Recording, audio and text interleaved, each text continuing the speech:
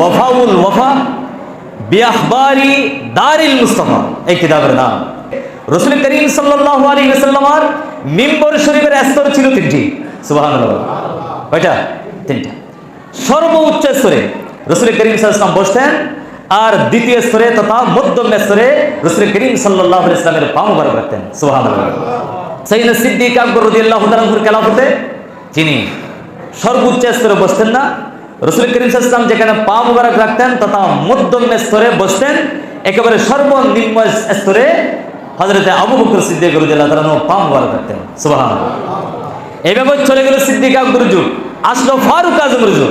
উমর ফারুক আজম রাদিয়াল্লাহু তাআলা আনহুর যুগে তিনি সর্বোচ্চ স্তরে বসতেন না, দ্বিতীয় স্তরে বসতেন না, সম্মানের খাতিরে সেই দুই স্তর তিনি রিজার্ভ রেখে দিতেন তৃতীয় স্তরে তথা একেবারে নিম্ন স্তরে সাইয়েদনা উমর ফারুক আজম রাদিয়াল্লাহু আনহু বসতেন আর মাটির মধ্যে পা মুবারক রাখতেন। সুবহানাল্লাহ। আসলো হযরত ওসমান জিন্নুরাইন, তিনি আরো আদব দেখাচ্ছেন। তিনি এখন এই তিন তাকের কোনো থাকে বসবেন না, আদবের খাতিরে তিন থাক রিজার্ভ রেখেছিলেন, তিনি এক্সট্রা আরো স্তর বৃদ্ধি করেছিলেন। বর্ধিত স্তরের প্রথম স্তরে তিনি বসতেন। সুবহানাল্লাহ, সুবহানাল্লাহ।